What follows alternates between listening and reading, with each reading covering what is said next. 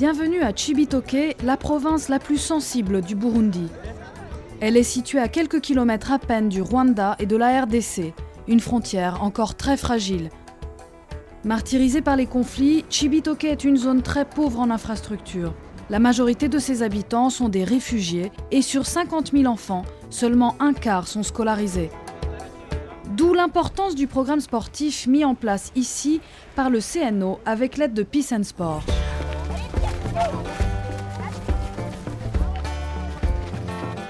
Ninan Kezimana a suivi une formation avec l'ONG Sport Sans Frontières dans le cadre de ce programme pour devenir une éducatrice. J'apprends le sport aux enfants pour améliorer leurs conditions physiques, afin qu'ils grandissent avec dynamisme aussi.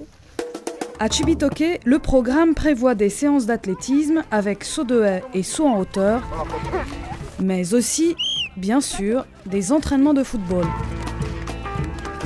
Comme tous les entraîneurs de terrain, Amars Nyongabo constate chaque jour l'impact positif du sport sur les 500 élèves du programme, mais aussi sur leur famille. Ils jouent, ils se régalent, alors ils oublient des problèmes qu'ils ont. Quand ils rentrent à la maison, ils continuent à parler positif. Alors là, ça nous aide à refouler les mauvaises idées. L'objectif à Cibitoke, donner une véritable autonomie aux formateurs pour qu'ils ne dépendent plus uniquement de la capitale Bujumbura. Ce qui manque, c'est l'encadrement. On leur a donné une formation de base en football. Alors après, on essaie de les suivre régulièrement pour voir s'ils appliquent ce qu'on leur a donné.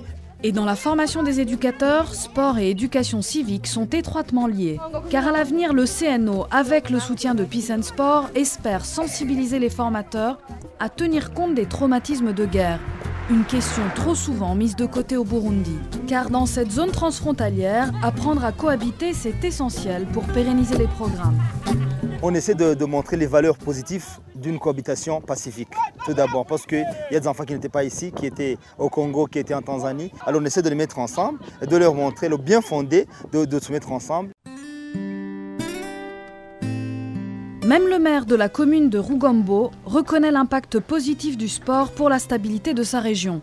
Le passage des frontières n'est plus une source de conflit. Nos jeunes d'ici se rendent au Congo pour jouer avec nos amis des pays limitrophes parce qu'il y a échange de marchandises, cela pourrait aider la population à se développer.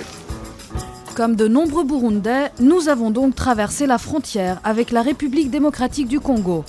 Selon Romain Kiyuma, consultant auprès du ministère congolais des Sports, il est aujourd'hui indispensable de créer des programmes transfrontaliers.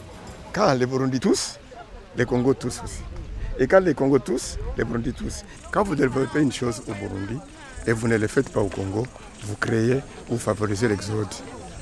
Aujourd'hui, c'était besoin pressant de créer des centres de jeunes tout au long de la province Sud Kivu et même aller au-delà des autres provinces du Congo. Plaque tournante, entre trois pays, la province de Cibitoke ne peut plus ignorer ce qu'il se passe juste de l'autre côté de la frontière. Et l'ambition de tous les acteurs impliqués ici est claire, organiser des tournois de football pour favoriser justement, par des échanges entre pays frontaliers, l'installation d'une paix durable.